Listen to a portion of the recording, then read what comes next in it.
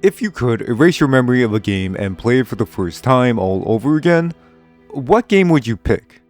This is a common question passed throughout the generation of gaming, with the understanding that some experiences are just way better the first time that you go through them. A couple of examples that immediately pop into my mind are games like Elden Ring, Return of the Obra Dinn, and Outer Wilds, because all of them rely heavily on discovery. Discovery is a powerful emotion, but also one that's really difficult to reuse. I mean, you aren't Christopher Columbus, okay? You can only discover something one time.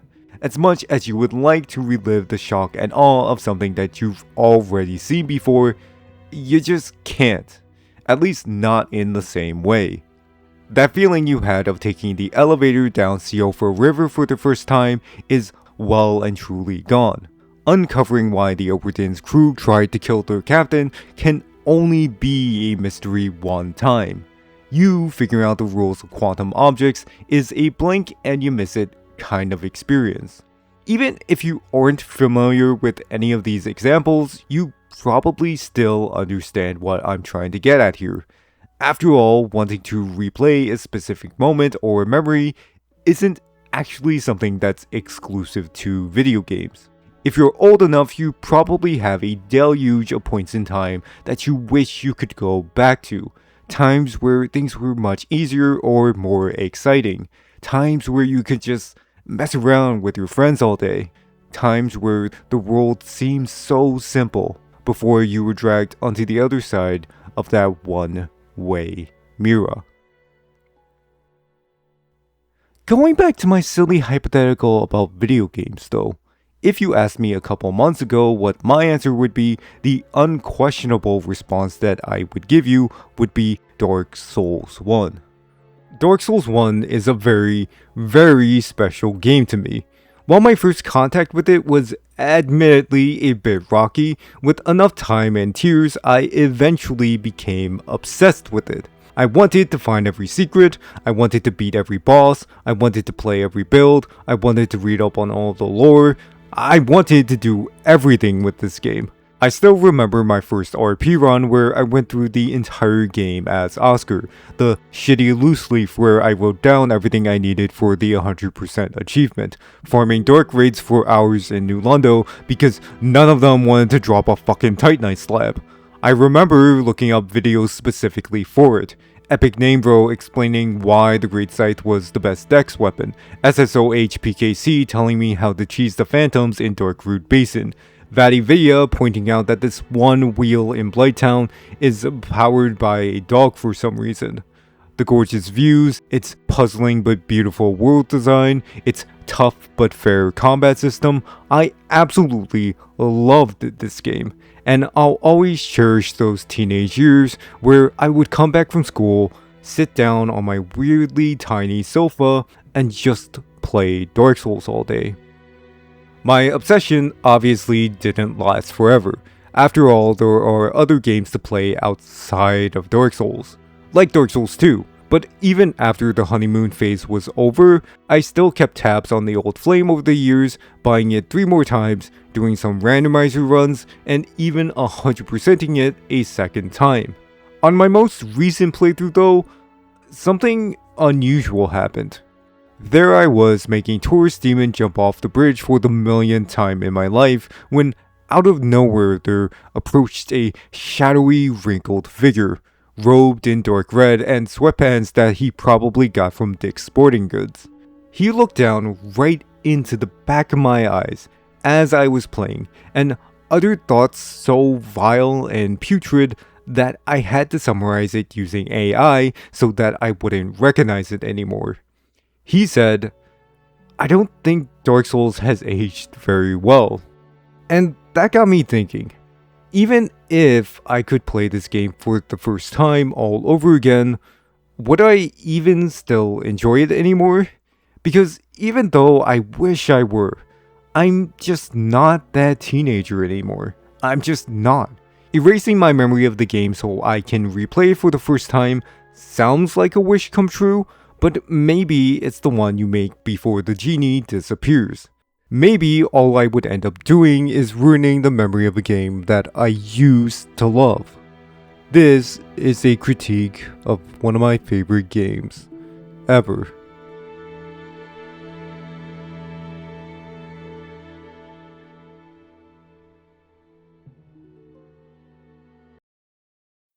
Dark Souls is a hard game. Well, yeah, duh, right? Grass grows, birds fly, sun shines, and brother, Dark Souls hurts people. Everyone already knew that. The more interesting question here is how and why is Dark Souls so hard to begin with? Now, usually this would be the point in the video where I would show you how by making a fool of myself and dying constantly as a joke. You know, self-humiliation, for free. Unfortunately though, I can't really do that in this instance because I'm just a little bit too good at Dark Souls.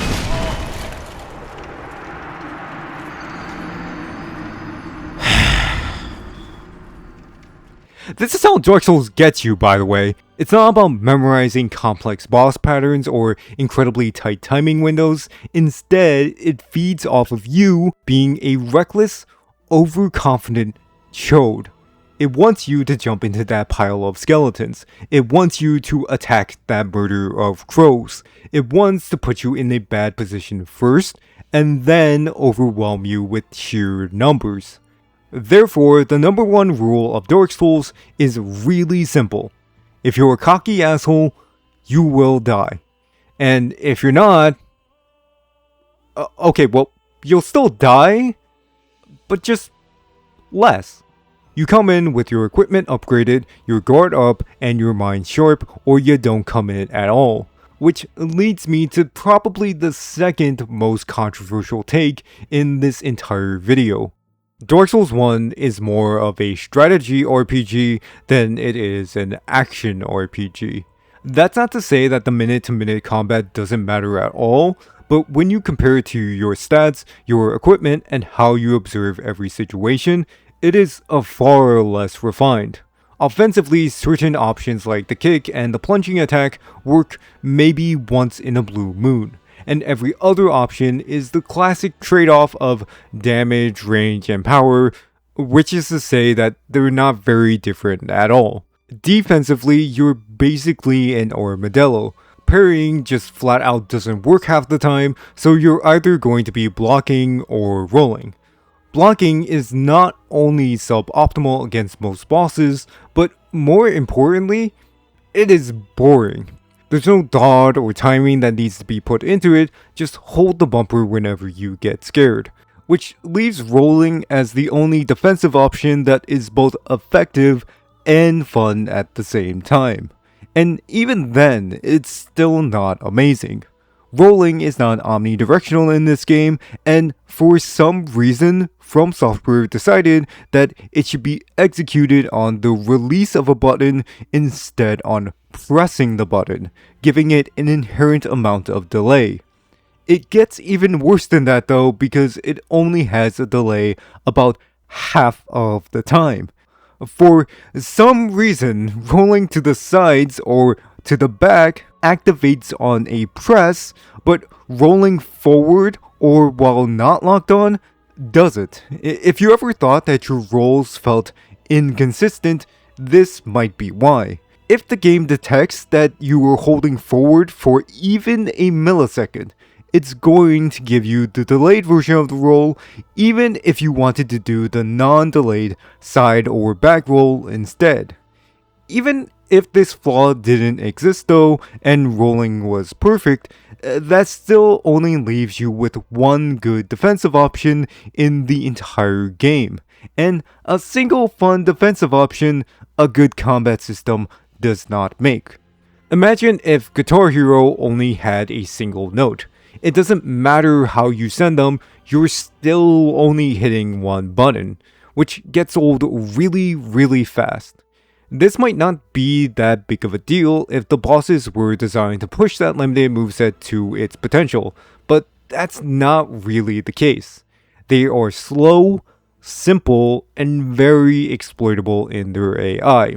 You would be surprised with how many bosses fall victim to the classic strategy of just strafing to the right of them and then stuffing your face into their thighs. Dark Souls 1 is not a good action game, and it's not why the game is so hard. And I know what you're saying. Okay, just because Dark Souls is simple doesn't mean that it's not a good action game. And even if that were true, that doesn't suddenly mean that it's a strategy game now. You're crazy and stupid, and all your dreams are going to die one day. Well, joke's on you. That one already happened. Okay, let me put some fires out here, okay? There's a difference between being a bad action game and being a bad game in general. In fact, this simple, more grounded combat system actually helps Dark Souls in another area altogether. I actually think that it's better overall that it is the way that it is. But if you ask me if I'd buy this game for the combat system alone, there is no way I'm saying yes. The combat system is serving a different genre outside of action. And just a heads up, it's not the strategy or RPG genres that I brought up earlier. It's something completely different. See if you can figure it out. But okay, maybe you still need some convincing that Dark Souls involves strategy and observation. My go-to example whenever this discussion comes up is the metal boar encounter about halfway through Undeadburg. The average player with the average equipment will just die here if they run into the middle of this fight. Putting aside the giant metal boar in the room, let's see. That guy is shooting you, that guy is shooting you, these guys are stabbing you, and there's a guy hidden in the corner waiting to break your kneecaps. It's like your average game of Deadlock. Unless you have really good equipment, most people are not winning this 1v6 in a straight up fight. Thankfully, you don't need to straight up fight them. Notice how the game lets you get really close to the enemy without drawing any aggro. That's because it wants you to take your time and notice the stairs on the right, which look suspiciously too small for the metal boar to fit in. From just looking at the situation, the smartest move becomes clear. Separate your enemies. Kill this guy in the corner, deal with the archers by going up the stairs, kill the two hollows that follow you, and then finally you have a true 1v1 with the boar. It goes even further than that though, because right next to it there's an item called the Alluring Skulls. If you read the item description, which once again the game gives you all the time to do, then you'll notice that it says that it attracts certain creatures wherever you throw it. Toss it into the fire and then boom. You've now turned an almost impossible situation into a completely trivial one. All because you observed your surroundings, thought things through, and actually formulated a plan. You'd think that this train of thinking wouldn't apply to the boss fights, but it still does. The best early example of this is Taurus Demon. When you enter the arena, you'll instinctively walk across the bridge when suddenly the archers behind you get you to turn around. You go up the ladder to kick their asses and then continue along the way when suddenly Taurus shows up. This arena is not ideal for fighting him. Rolling around him is really awkward, and the opening on the side of the bridge means that you're one bad hit away from instantly dying. But wait, what about that ladder? It's not a coincidence that the game wanted to show you that you can go up here. It wanted you to take advantage of it, climb up quickly, and then either plunging attack Taurus for massive damage, or use the tower as an arena with better options. Other similar situations include getting Ceaseless Discharge to chase you off the edge for an instant kill, looking at the snow to counter Priscilla's invisibility, using the pillars to better dodge Gwendolyn's attacks, the decision on whether you want to kill Ornstein or Smo first based on which phase 2 you prefer, getting the Iron Golem to fall off the arena, and trying not to feel like a piece of shit when Sif starts limping on low health. Oh my god, I am so sorry. I know that some people are going to look at some of these examples and call them cheesing the boss, but I love that they make you think in a different way. That they want you to observe their arena and their patterns for a smarter way to take them down. This is how Dark Souls is a strategy game. It's just that instead of viewing it from the lens of a god or a general like you normally would, you're looking at it from the perspective of one of the soldiers that you send to die. There's just one problem here. I am a YouTuber, so I lied to you. Oh, okay, it's more of a half lie, because Dark Souls does indeed do everything I said that it does, but only about half of the time. A lot of encounters in this game are just straight up fights, or they do have smarter ways to approach them, just not in a way that feels intended at all. To inverse the metal boar example I gave earlier, check out this metal boar. It's just you and him in a tight hallway. What's the plan here exactly? You can't even take advantage of his tight hallway because he's closed it up already. If you try to run past him, then oh look, there's another one waiting around the corner that you couldn't possibly have seen coming. So now you're stuck between two of them, one in the front and one in the back. The only strategy I can even think of is running past both of them and then ducking into the side of these stairs so neither of them can get you. This strategy, however, doesn't feel like it was intended at all. The game doesn't give you the chance to see this opportunity before the encounter starts, and it feels like you're taking advantage of an oversight rather than something that was deliberate. Compare these two metal boar examples, and it's the perfect representation of the rest of the encounters in this game. Half a strategy game, sure, but also half of that mediocre action game that I talked about earlier. And I know what you're thinking. This does not sound like the tone of a man who's talking about his favorite video game ever. But don't worry, it gets worse, because Dark Souls isn't a very good RPG either. Quick question for you. When playing an RPG like, say, Skyrim or Fallout, what is universally agreed upon to be the most boring perks to take when leveling up? Yep, 10% more damage, 5% more health, 10% more stamina. Why are these things so boring? Well, probably because they don't really change the way that you play. You need to take them or else the game will be living hell later on, but no one ever wants to take them over, say, the one that lets you pickpocket someone's clothes without them noticing, or the one that makes you immune to drug addictions, or the one that turns you gay. These things are more exciting because they open up different options, different playstyles, whereas the other ones just kinda make a number go up. And look, I love when numbers go up, I really do. Just not when it's something insignificant like +5 or +10. But that's leveling up in Dark Souls in a nutshell. While writing this script, I'm actually doing a playthrough of Divinity Original Sin 2 with a friend of mine, and leveling up in that game feels fucking awesome. Knowing that even dipping 1 point into any of the schools of magic can unlock a whole new arsenal of spells for you to use feels great. It really makes every level in that game feel like an event.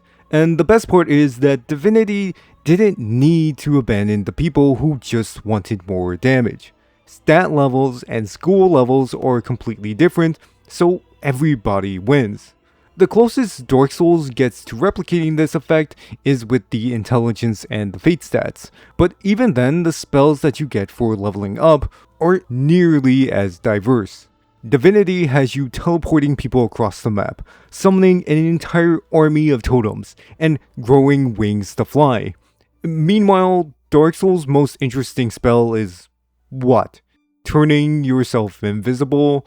Pushing people away? Oh, wait a minute, you can charm people in this game? That's kind of... Oh, wait a minute. It only works on like 15 enemies. Most of which are before you can even get the spell.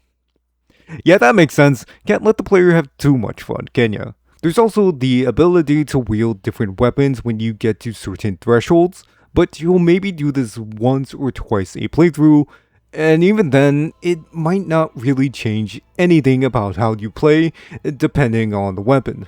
Leveling in this game just feels like a job. You kind of just go through the motions, it's not really any fun.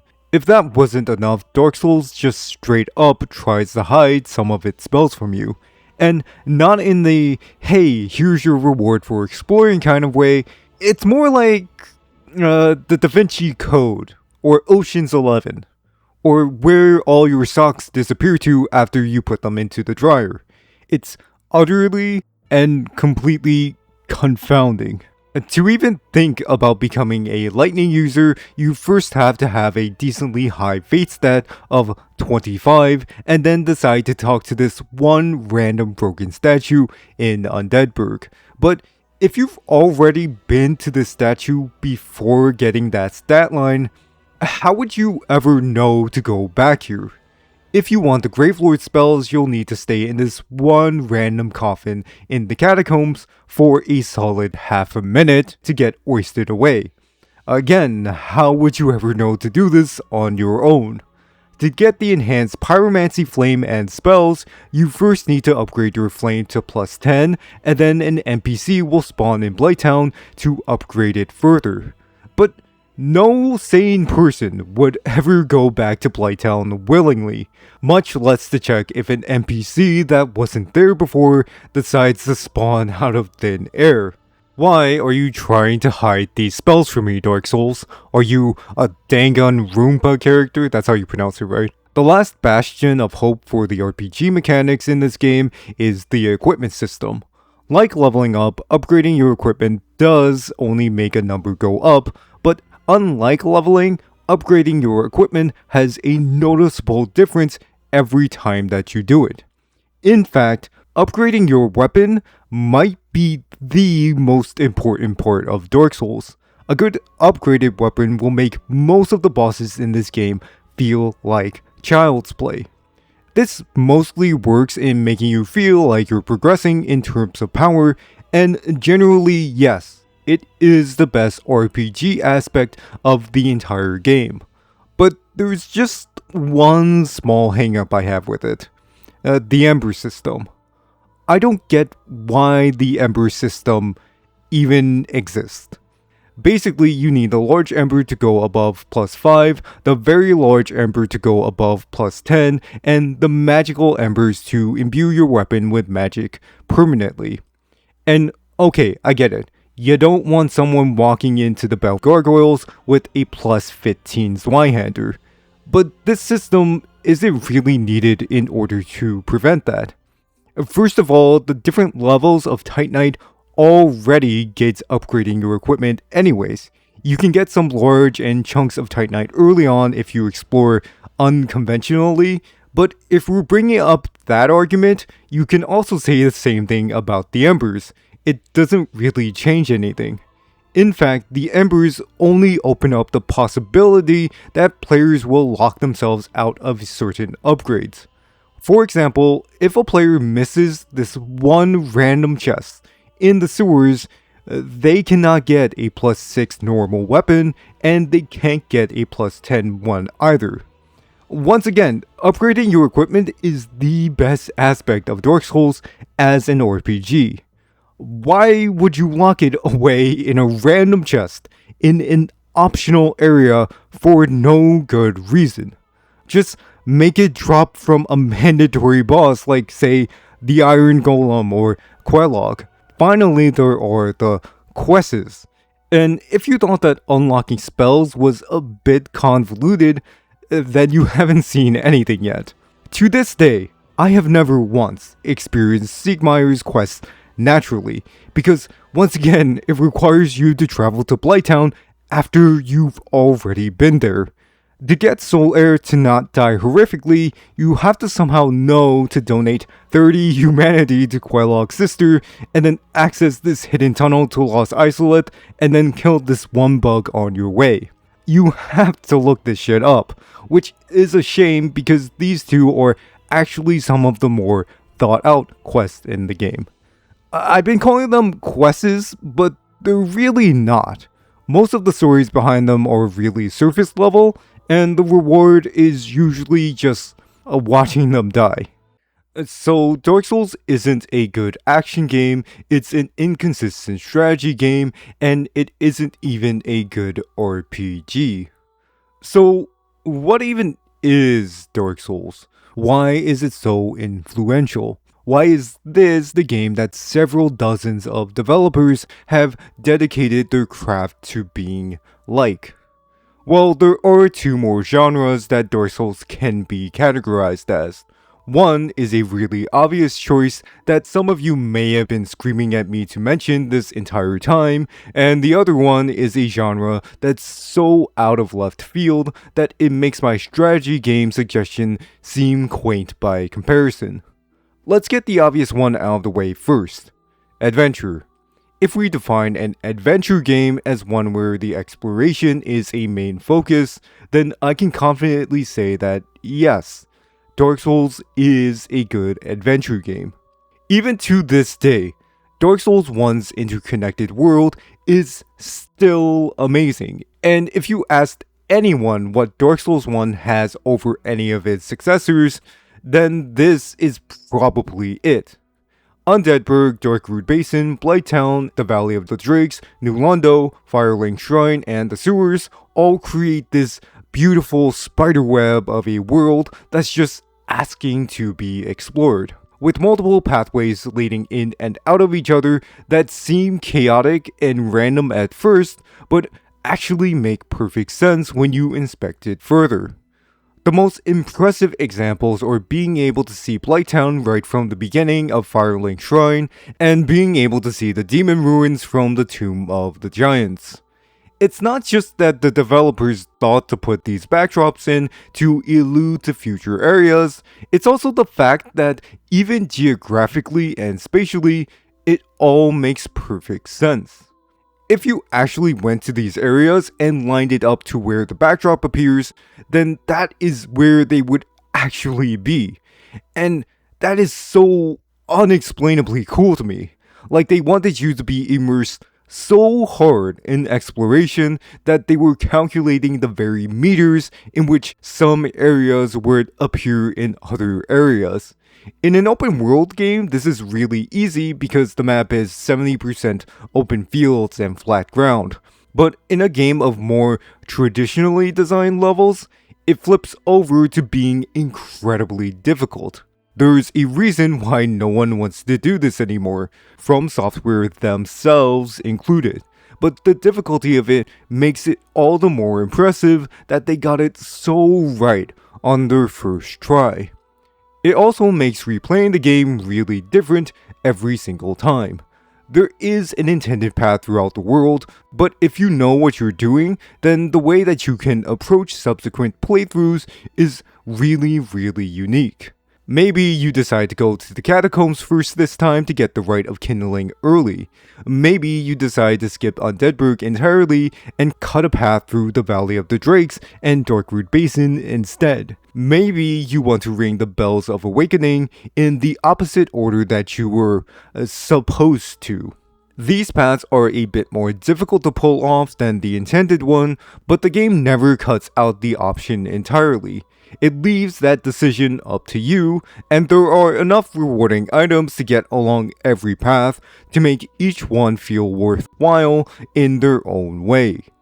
I can't overstate how much I love exploring this side of Lordran, and I'm really sad that From Software never did anything like this ever again. If you paid attention though, then you probably know that there's a little plot twist coming along. Because, of course there is. Fuck me for trying to be happy. But let me just have this for 1 second, okay? Okay, I'm done. This part of the game is not finished. I've left out a lot of areas in that whole explanation of exploration, and for a good reason. Because the interconnected world only applies to half of the game. It starts happening around Sen's Fortress, where the world design becomes more linear and traditional. The Duke's Archives, Anne Orlando, Sen's Fortress, Tomb of the Giants, the Painting of Ariamis, Crystal Cave, and Ash Lake don't loop around to any areas at all. Lost Isolate and Demon Ruins barely escape this fate by looping with each other, but this is still a far cry from the way that the beginning of the game did its exploration. It doesn't help that the latter half of Dark Souls also introduces fast traveling, which lessens the impact of finding a shortcut throughout the world. I mean, just think about the famous example of the elevator from Undeadburg to Firelink Shrine. Would this shortcut have been nearly as cool if you could have always teleported back to Firelink Shrine anyways?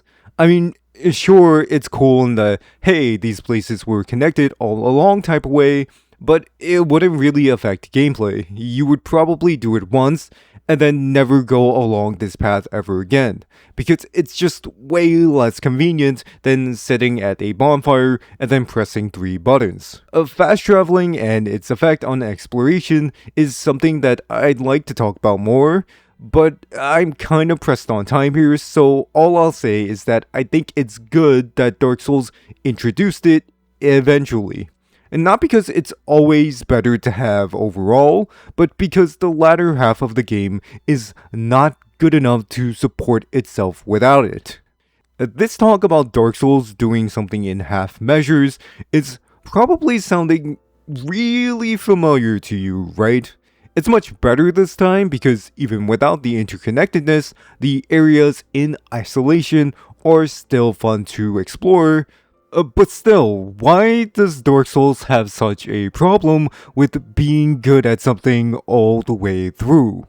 Some of you may have seen it as unfair that I've been criticizing Dark Souls using more modern gameplay standards as my baseline. That, of course, I think that Dark Souls is a bad action game or a bad RPG, because it came out like a decade and a half ago. What did I really expect from a game that old? I don't really think that age is directly related to how good a game is, and because of that, I also understand the frustration with the tired mentality of old game bad, new game good. I really wanted to avoid giving off that vibe for this video, but unfortunately, I think I've made peace with the fact that it's not really possible. It goes back to that hypothetical I proposed in the introduction to this video, about how I'm different from the teenager who thought that everything that Dark Souls did was amazing. I'm not just different now because I've aged, I'm different now because I played so many different games that are just better than Dark Souls in so many different ways. Better action games, better RPGs, even better adventure games. You wouldn't just have to erase my memory of Dark Souls for me to enjoy it for the first time again, you would have to erase my memory of all of these games too, which isn't exactly flattering in the slightest. Still, I am nothing if not a compromising bastard, so I'll say something that, regardless of when it's said, has always applied to Dark Souls as an experience. Dark Souls 1 is not a finished game. You don't have to take my word for it either. Miyazaki himself has commented on how certain parts of development like the Bed of Chaos and the final boss Gwyn were really rushed. About how they had all these ideas for the bosses, but ultimately just had to put something down before Bandai Namco came around to collect their test. The truth is that game development has its limitations. You can't spend forever on something. When a deadline comes rolling around, you'll just have to settle for what you can do and not what you want to do. It's easy to see that limitation being pressed here, even if we don't mention the horde of technical issues that plagued the game on release. The last half of the game just kind of falls apart. As it goes on, enemy placements become less thoughtful, the areas become less interconnected, and the bosses less interesting. Maybe in its sporadic peaks, I can say that Dark Souls has aged very well. But in every other moment, I can't say with a straight face that I still enjoy it. At least, not in any of the genres that I've mentioned so far. But there is that last one, right? The one that apparently was even more outlandish than strategy. This genre is one that never gets attributed to Dark Souls 1, despite the fact that it is the one that it consistently performs well in. Dark Souls 1 is a good simulation game. What's that? Uh-huh. Yeah. Okay, yeah. Okay. My lawyers have informed me that that last statement was, and I quote, fucking stupid. So how about this instead? Immersion is Dark Souls' best quality. I know that sounds insane, but if we look at all the flaws that I mentioned throughout this video and try to recontextualize them with immersion as their main focus, then they start to make a lot more sense. Dark Souls 1 wants to simulate a very human adventurer on a lonely journey through a doomed world. The slow and weighty combat doesn't make much sense for an action game, but it makes perfect sense if you want to make the player feel limited, clunky, and human. Having these obscure, almost arbitrary unlock methods for quests and spells might go against the grain of an RPG, but it makes it clear that the world doesn't shape itself around you. A parallel world in its nature wouldn't care if you found these things or not. So Dark Souls doesn't care either. I've criticized the bosses a bit here and there throughout this video, but if there's one thing that I can't deny is that almost all of them are incredibly memorable. They probably have the most diverse and immersive designs of any From Software game, except for maybe Bloodborne. The interconnected world is obviously cool from an exploration point of view, but it also helps you buy into the world as a real, geographically plausible space and aids in adding to that immersion of the journey. Some people absolutely dread that the beginning of the game doesn't have fast traveling, that there's a possibility that they travel to the hellhole that is Blighttown and can actually get stuck there, but that's kind of the point. When you go down there and you think to yourself that the only way out is by going backwards through it again, you actually feel some real life amount of dread. Something that couldn't have happened if the game just let you teleport out all willy-nilly. Even the high difficulty of the game is meant to draw you into the hopelessness of it all, to drive in the fact that you're an insignificant insect going up against demons and gods. And that's why success feels so good in Dark Souls, because the game is so against you that you can't help but feel satisfied when you still win anyways. It's a method that's so effective that people had to create an entirely different genre just to describe it. They made the Souls-like genre. The guy who made Metroidvania was on vacation, by the way. That description has sort of morphed throughout the years, but I really do think that immersion was originally at the center of it all. That people wanted to describe the feeling of overcoming a doomed situation and thought that simulation just sounded really dumb.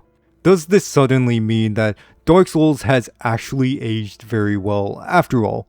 That all of the flaws that I discussed so far are actually Miyazaki's masterclass in simulation game design? That I've been wrong about everything and that Dark Souls is just 10 times more than the sum of its parts? Probably not.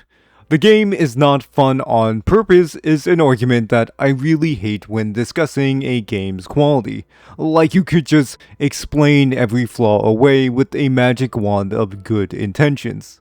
At this point about immersion doesn't change my mind that Dark Souls has not aged very well as a video game, but I am a compromising bastard. So maybe as an experience, Dark Souls holds up just fine.